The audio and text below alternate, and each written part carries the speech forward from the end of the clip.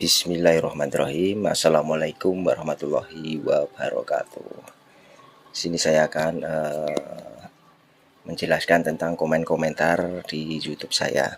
Komentar-komentar di YouTube saya banyak sekali yang banyak bertanya, banyak yang mempertanyakan tentang seputaran burung perkutut. Di sini saya akan menjabarkan, saya akan jawab satu persatu.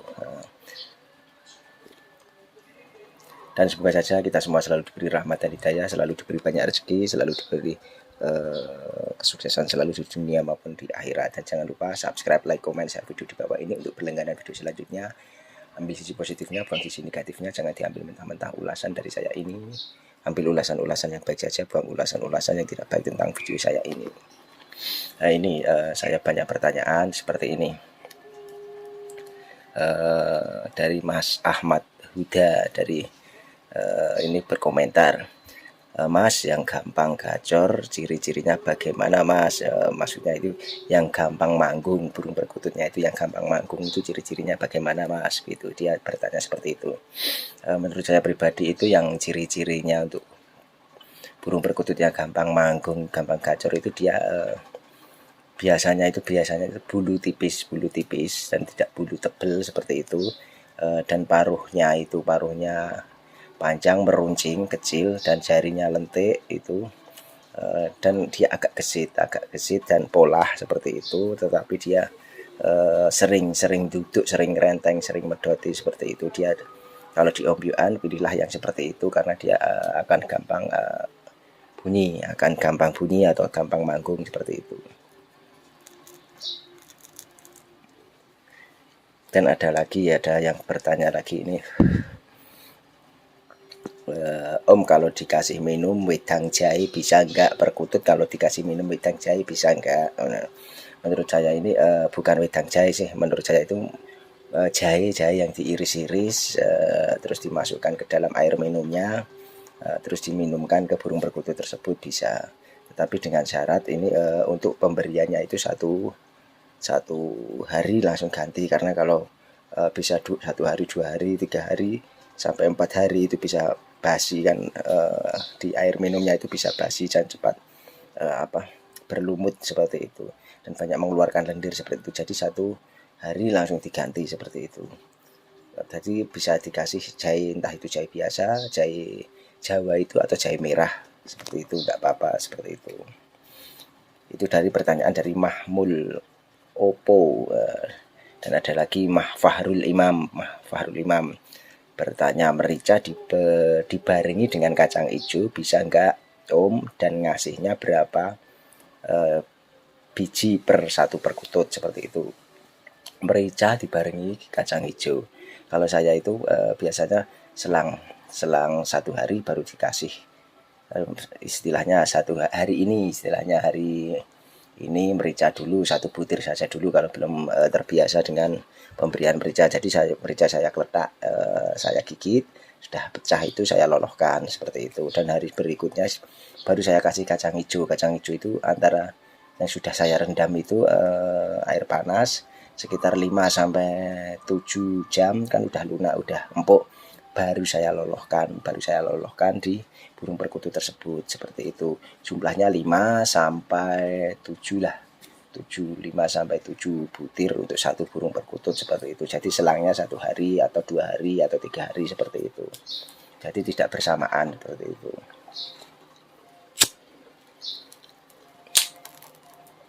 Itu kalau saya. Terus ada lagi Fahrul Imam lagi bertanya, diloloh kencurnya habis mandi atau sebelum mandi? Sama aja Mas, kalau menurut saya itu mau diloloh kencur, mau habis mandi atau sebelum mandi itu sama aja. Habis mandi juga boleh, sebelum mandi juga boleh. Jadi bisa dilolohkan kencur seperti itu, dan pemberiannya bisa diiris potong kecil-kecil, kasih 3 biji atau 3 potongan kecil seperti kacang hijau yang sudah diiris-iris itu. Selain itu juga bisa diparut terus kita ambil sarinya, terus saya ditetesin ke burung perkututnya tersebut seperti itu. Terus dari Mas Official Aksi, bagus dimandiin pagi apa malam Mas untuk burung perkutut? Terus dimandiinnya setiap hari apa? Kalau menurut saya itu tergantung waktu senggang, tergantung waktu luang untuk kita untuk memandikan burung perkutut tersebut. Karena apa? Burung perkutut tersebut itu memiliki apa ya, pola-pola yang ingin memandikannya itu bila mana dia pola terus itu dia ingin minta mandi, entah itu pagi nggak apa-apa dimandikan, pagi nggak apa-apa, siang nggak apa-apa, sore nggak apa-apa, malam juga nggak apa-apa. Kalau saya seringnya malam, habis sekitar jam 7 sampai jam 9 malam. Jadi untuk proses penjinakan juga bisa untuk mandi malam. Dan kalau pagi atau siang kan itu prosesnya untuk burung perkutut untuk manggung, untuk gayer atau gacor istilahnya seperti itu. Jadi saya sering memandikannya itu malam. Jadi paginya udah manggung atau gacor seperti itu. Dan ada lagi Nining aja nanya, Om apakah benar perkutut ombyokan walaupun sudah jinak dan dirawat bertahunan tetap gak bisa manggung atau gayer?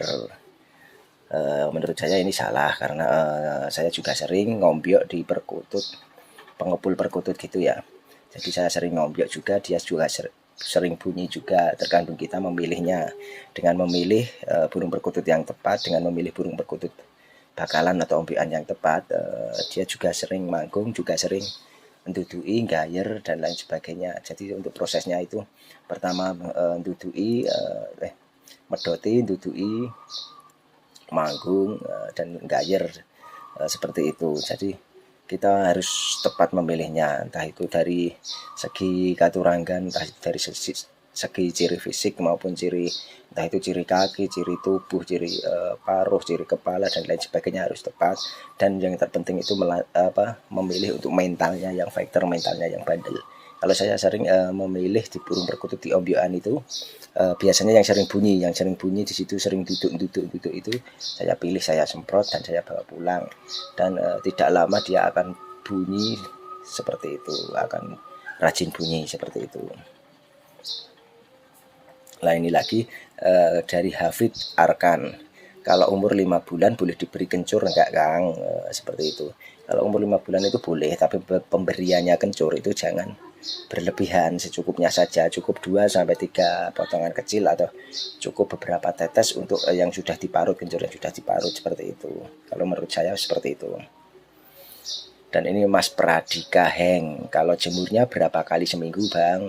Seperti itu, dia menanyakan kalau jemurnya burung perkutut itu berapa kali seminggu, seperti itu. Kalau saya, menurut saya itu 3 kali seminggu itu sudah cukup, atau 2 kali seminggu sudah cukup. Tapi kalau kita punya waktu senggang setiap pagi juga bagus, kiranya 1 jam sampai 2 jam atau 1 jam sampai 3 jam nggak apa-apa dari di pagi hari itu. Tetapi untuk 1 minggunya 2 hari atau 2 kali atau 3 kali itu sudah cukup, seperti itu.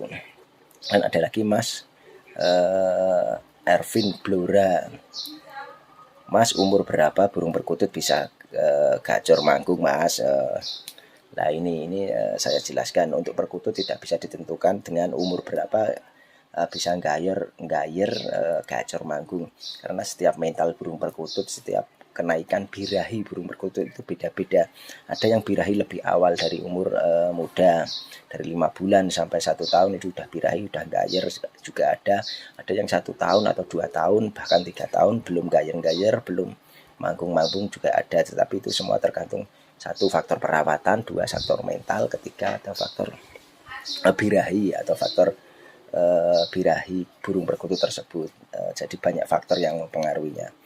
Jadi tidak bisa ditentukan. Jadi umur tidak bisa ditentukan untuk manggungnya, untuk gayernya seperti itu. Tapi rata-rata biasanya itu udah kalau sesudah fase naik birahi atau burung perkutut itu minta kawin atau apa, biasanya dia manggung berturut-turut atau manggung di setiap harinya seperti itu. Jadi menaikkan faktor birahi dulu.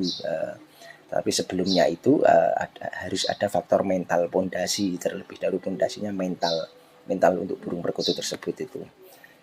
Kalau menurut saya seperti itu.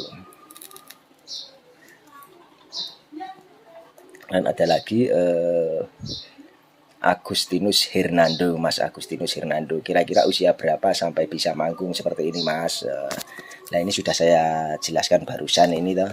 Jadi itu fasenya itu banyak fase. Jadi untuk faktor mental, faktor birahi, faktor perawatan itu penting untuk menggacorkan burung perkutut untuk memanggungkan atau menggayari burung perkutut tersebut. Ada lagi Mas Agustinus Bagus, biar poinnya banyak di lomba.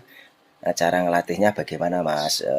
Nah kita sering bawa-bawa burung perkutut itu jalan-jalan, entah itu jalan-jalan ke Latberan, entah itu ke Latpras, entah itu ke tetangga, entah itu ke rumah teman. Jadi sering-sering digantangin bersebelahan jaraknya satu dengan jarak 1 meter atau 2 meter seperti itu. Jadi untuk dia terbiasa untuk manggung dengan burung perkutut lain seperti itu. Jadi sering-seringlah diajak jalan-jalan, latihan bersama seperti itulah. Jadi jam terbang itu sangat penting untuk burung perkutut kita, untuk melatih agar poinnya burung perkutut kita bila dilombakan itu banyak seperti itu. Istilahnya sedotannya atau poin kan pakai sedotan tuh itu, biar sedotannya itu banyak seperti itu. Kalau sistem gacoran loh ya. Dan ada lagi Mas hobi lover perkutut, kalau dikerodong terus apa bisa makan seperti burung ocehan Om? Nah, jadi saya kembalikan untuk burung perkutut kalau dikerodong terus apakah bisa makan seperti burung ocehan? Nah, saya kembalikan lagi kepada jenengan atau pemilik atau perawat burung perkutut tersebut. Tergantung semuanya itu tergantung kebiasaan burung perkutut itu untuk hariannya dikerodong atau tidak. Kalau biasanya kalau saya siang hari saya buka kerodong, kalau malam hari waktunya tidur saya kerodong seperti itu. Tapi dia juga bisa makan atau minum di dalam kerodong tersebut. Karena apa? Karena pemberiannya kerodong itu saya taruh di tempat yang terang, tapi tetap saya kerodong seperti itu. Tapi jawabannya adalah tetap bisa makan dan minum seperti itu Mas. Seperti oceh-ocehan, seperti kicauan yang lainnya. Burung perkutut juga punya naluri, bila lapar dia juga akan makan, bila ya haus juga dia akan minum seperti itu. Dan ini dari Mas Denny aja. Kalau lagi mabung boleh dimandikan enggak? Dan waktu pemandian kira-kira jam berapa Mas? Dan waktu malam apa siang Bos? Apa siang Mas? Maksudnya seperti itu. Kalau lagi mabung, menurut saya pribadi jangan dimandikan dulu. Karena apa? Burung perkutut itu lagi rawan-rawannya, itu kan burung lagi sakit istilahnya, kalau lagi mabung, lagi brodol seperti itu.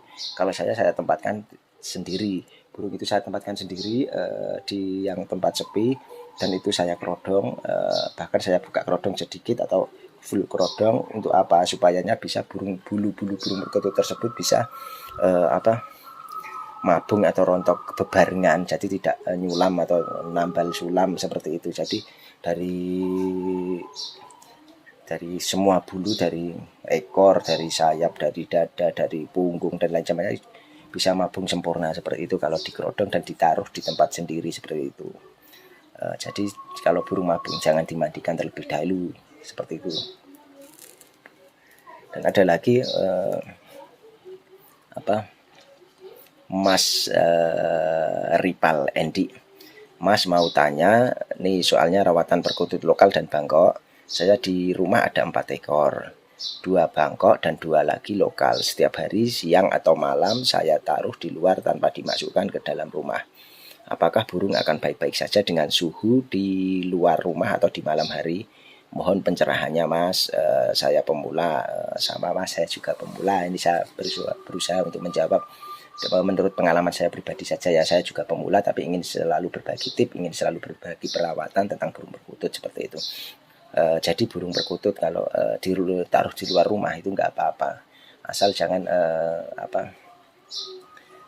ada kucing, ada bahaya-bahaya, ada ular, pokoknya ada serangan-serangan hewan-hewan di luar rumah. Tapi tetap dijaga, tetap diberi kenyamanan dengan ketinggian yang nyaman, tidak digayuh kucing, tidak digayuh istilahnya hewan-hewan yang lain seperti itu. Jadi tetap aman ditaruh di luar rumah. Bahkan udara-udara di luar rumah itu juga bagus untuk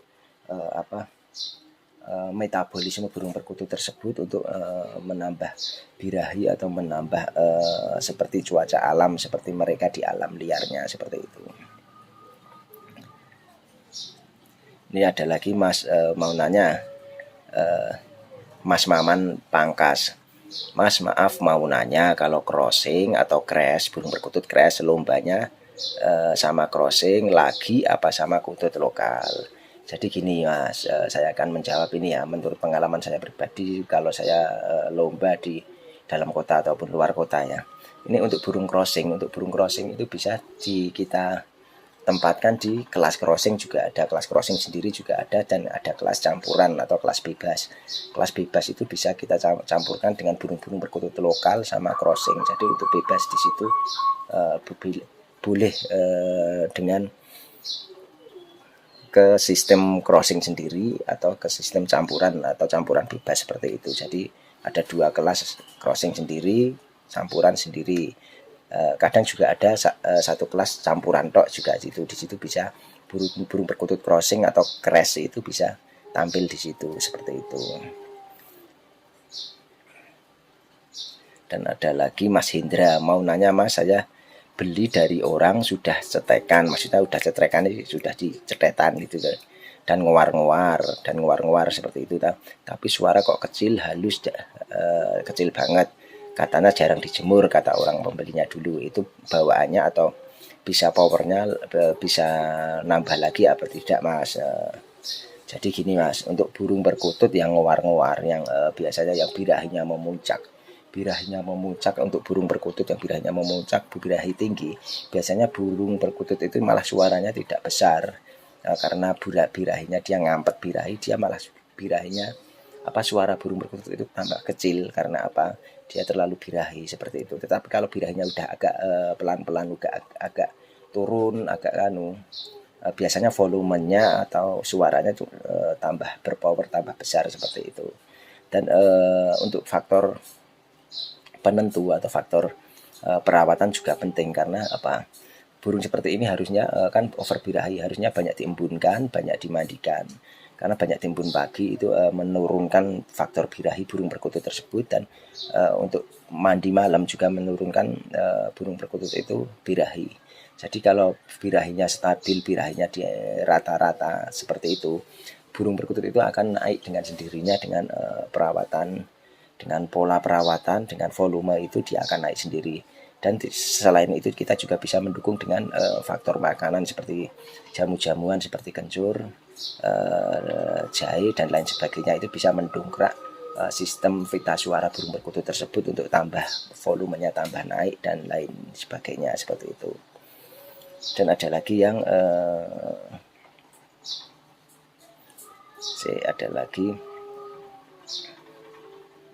Mas Teddy Ortega, Assalamualaikum Kang, nyuwun sewu Mas, tanya kalau memandikan perkutut di siang hari pakai sampo bayi bagus enggak Kang?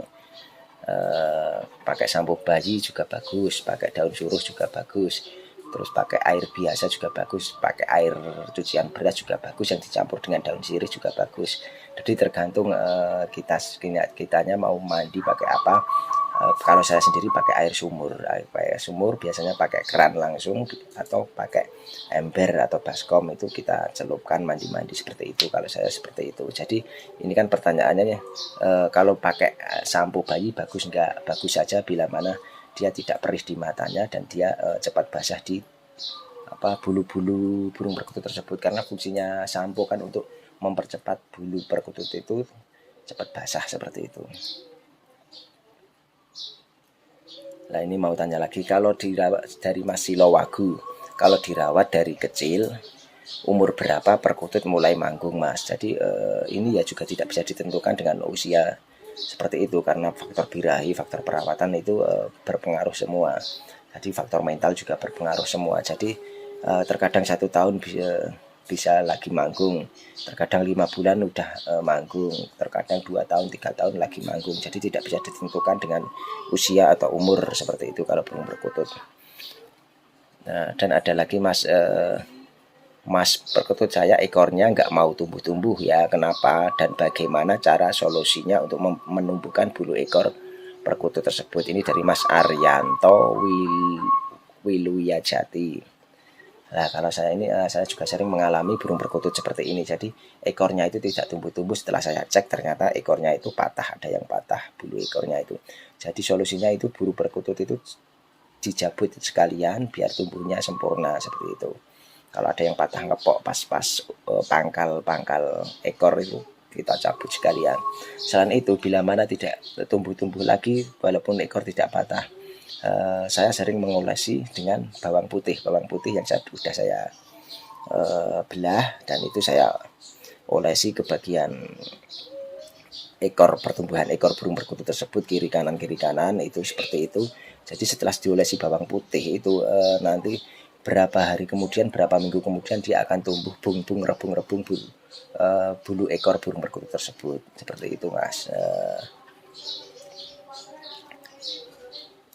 Ada lagi dari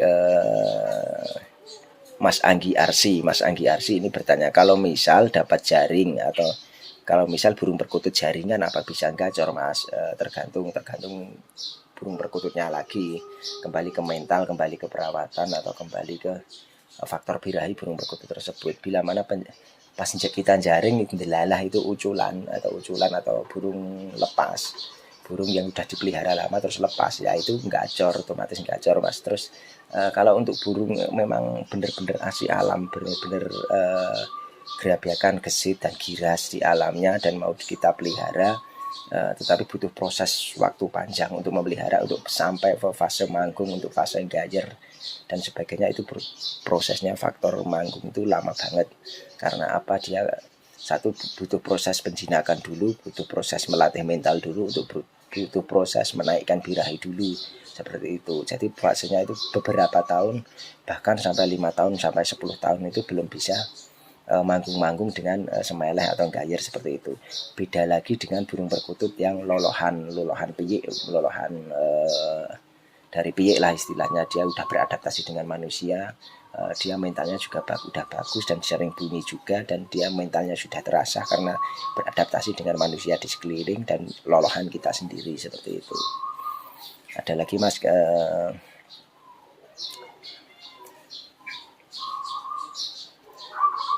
dari Mas Patrick, kutut yang buat lomba, burung perkutut yang buat lomba itu gimana suaranya, tolong jelasin Mas.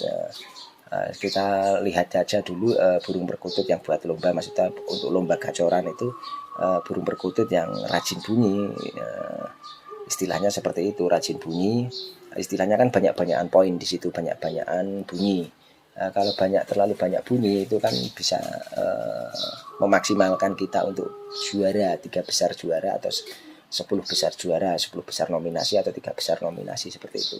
Jadi banyak-banyakan bunyi seperti itu kalau untuk sistem gacoran. Dan untuk kalau sistem irama lagu yang ada kan di Jogja. Kalau di Jogja kan biasanya pakai sistem pakem mataraman, ya biasanya istilahnya pakai suara yang dasar dulu, ngepat, istilahnya ngepat itu ada istilah hur ketekuk, nah, itu kan 4 hur ketekuk 4 dan itu untuk irama lagunya nanti dia menentukan juri, seperti itu. Entah itu awalnya hur, haur, istilahnya ada kleo, ada apa yang dan lain sebagainya, tapi belakangnya itu dengan suara kung, dengan istilah ngekung, dan di suara tengah ada ketek, ada ke sama tek. Di keteknya itu jelas, seperti itu. Itu untuk kutut yang buat lomba itu gimana suaranya, tolong jelasin Mas, ya seperti itu. Kurang lebihnya seperti itulah. Mau tanya Om, aku beli perkutut dari Om Yokan, nggak nyampe seminggu mati melulu, gimana tuh solusinya Om? Dari Mas Rahayu Safitri. Dan untuk saya juga sering ngombyok juga, belum ada sampai 1 minggu udah mati. Terus saya pikir, setelah saya ngombyok itu, waktu itu langsung saya mandikan, terus saya mandikan sampai basah kuyup. Ternyata itu tidak boleh, karena masih burung perkutut itu masih adaptasi dengan cuaca dan masih rentan dalam perjalanan jauh. Istilahnya saya kan hidup di Jawa bagian tengah, istilahnya di Jogja ini ya. Tapi kan kebanyakan kan burung perkutut dari Jawa Timur, entah itu dari luar Jawa. Itu yang dikirim ke perjalanan itu kan membutuhkan proses waktu beberapa hari untuk menuju ke sini. Jadi kan kalau dia untuk beradaptasi cuaca itu lama banget kan. Jadi pas saya waktu ngombyok itu langsung saya mandikan. Ternyata saran dari pedagang atau saran dari teman-teman semua itu pas waktu ngombyo itu jangan langsung dimandikan. Karena apa? Dia rentan dengan segala situasi cuaca dan kondisi di tempat kota A ke kota B itu butuh proses lama. Jadi pas saya ngombyo langsung saya sendirikan, tidak saya mandikan, dia cukup sendiri saja dan dikasih, tetap disediakan air pakan dan minum seperti itu. Tetapi sesudah 2 minggu atau 3 minggu baru saya mandikan seperti itu. Itu saran dari teman-teman untuk dari sesepuh perkutut seperti itu. Dan ada lagi dari Mas Dodo, durasinya berapa lama untuk lomba burung perkutut Mas? Ini saya jawab ya, terkadang ada yang 25 menit, terkadang ada 30 menit, ada yang 45 menit, tergantung panitia untuk menjalankan atau menjalani aktivitas tersebut untuk berapa menit yang ditentukan untuk panitia dan segenap panitia di situ. Kadang ada yang di sini panitia di EO ini kadang 25 menit, di EO yang lain kadang 30 menit, di EO yang lain ada 45 menit seperti itu. Dan ada lagi ini Mas, nek ngasih terasi bebarengan sama kacang hijau boleh nggak Om? Kalau ini ada yang bilang boleh, ada yang bilang enggak. Karena apa? Terasi kan sifatnya panas dan kacang hijau sifatnya proteinnya tinggi. Kalau saya pisah. Biar apa? Dia tidak tercampur aduk pas waktu makan tersebut. Bukan fungsinya untuk bermacam-macam itu. Istilahnya hari sekarang kasih terasi secukupnya, jangan berlebihan, jangan banyak-banyak, karena kebanyakan terasi kan bisa mengakibatkan burung perkutut itu mencret. Dan hari selanjutnya kita kasih kacang hijau seperti itu. Om, kalau untuk perkutut yang lagi sakit gimana? Untuk burung perkutut yang lagi sakit biasanya saya sendirikan, dan untuk itu saya kasih minumannya, kasih minuman untuk kasih B kompleks juga bisa, kasih kencur juga bisa. Biasanya saya kasih kencur 3 irisan kecil atau 5 tetes sari kencur itu. Selain itu juga saya kasih lolohin kacang hijau sebanyak 5 butir sampai 7 butir seperti itu. Selain itu pagi harus dijemur seperti itu. Dan ini ada lagi pertanyaan, Om, sangkar yang nyaman itu seperti apa ya, dan ciri-ciri perkutut yang sudah nyaman itu seperti apa? Nah, ini untuk Mas Resta area. Untuk sangkar yang nyaman itu kita tentukan untuk burung perkututnya sendiri. Kalau burung perkututnya kita itu giras atau gesit, kita kasih sangkar yang besar dan yang nyaman, yang pakai kubah pakai apa, supaya nyaman dia ngelabak, dia mengepakkan sayapnya itu tidak berdarah di samping sayap kanan atau sayap kiri seperti itu nyaman. Dan untuk faktor kenyamanan lagi dikasih tangkringan yang agak besar, yang tidak kekecilan seperti itu, dia akan nyaman. Dan faktor utama penyebab didis itu apa ya Om? Dari Mas Res area lagi, faktor penyebab utama didis itu bisa karena satu, dia dengan cuaca, biasanya ke cuaca dingin, ke cuaca panas dia didis di atas gantangan. Kedua, bisa kurang mandi untuk burung perkutut juga bisa kadang-kadang didis. Ketiga, bisa kelebihan mandi, terlalu banyak mandi juga bisa didis. Keempat, ada faktor lagi karena faktor kutu, ada kutu di celah-celah sayap atau celah-celah bulu perkutut atau di dasar kulit burung perkutut. Itu faktor didis yang ketiga. Faktor keempat itu dia terkadang itu birahinya kurang memuncak atau birahinya lagi turun-turunnya, lagi drop-dropnya, bisa faktor didis seperti itu. Jadi banyak penyebabnya seperti itu. Ada lagi yang kenapa ya Mas perkutut kok sensitif banget? Hanya karena dipindah cantelan atau ganti merek pakan atau ganti cepuk pakan, kadang ngambek gak mau bunyi, kadang sebagai perawat sulit mengharapkan perkutut menjadi seperti yang kita inginkan. Oh iya Mas, apakah gonta-ganti merek pakan juga mempengaruhi perkutut jadi nggak bunyi? Mohon tipnya Mas. Dari Mas Sodolanang.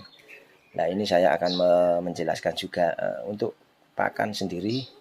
Kalau bisa loh ini ya, kalau bisa itu jangan digonta-ganti dulu. Kalau dari pemilik lama itu istilahnya pakainya gold coin ya, pakai gold coin. Kalau pakainya ponik ya pakai ponik. Kalau pakainya apa milet kiloan atau otek kiloan, ya pakai otek kiloan saja dulu. Kalau mau ganti ya harus pelan-pelan dicampur sedikit-sedikit, jangan langsung grembyang langsung ganti seperti itu. Dan untuk masalah di gonta-ganti tempat itu istilahnya nggak apa-apa, karena untuk melatih mental itu sendiri biar kedepannya itu tambah maju, agar tambah mentalnya tambah baik seperti itu. Kalau menurut saya pribadi, dan untuk gonta-ganti cepuk pakan itu nggak apa-apa, karena apa ya istilahnya, biar dia itu tidak hafalan untuk cepuk pakan yang seperti itu dan model seperti itu, warna seperti itu kalau menurut saya pribadi. Dari Mas Hatta ke Kakasi, mau tanya Mas, kok perkutut punya saya suaranya pelan, apakah nanti akan kencang suaranya? Bertambahnya umur, bertambahnya usia, bertambahnya mental, bertambahnya pola perawatan kita, insya Allah itu tambah faktor volume, tambah kencang, faktor kemerduan atau anggungan burung perkutut itu juga tambah bagus. Untuk faktor usia, tambahnya umur itu bisa tambah bagus Mas, seperti itu. Mas pelihara 1 ekor perkutut apakah bisa gacor? Jawabannya bisa, dari Mas Patrick ini. Bisa, karena apa, saya dulu pernah juga punya perkutut cuma 1 aja juga bisa gacor, karena seperti itu. Ada lagi dari Mas Rudi Sudarmawan, tempat minum air dikasih perasan air kencur, gimana Om kalau nggak habis basi kah? Otomatis basi Mas, kalau dikasih 1 hari itu nggak basi, tapi kalau udah 2 hari 3 hari itu basi. Jadi untuk perasan air kencur itu kalau mau dikasih dicepuk air minum itu selanjutnya 2 hari sampai 3 hari itu harus diganti, seperti itu. Ganti yang lebih baru, yang lebih fresh itu. Terus ada lagi nih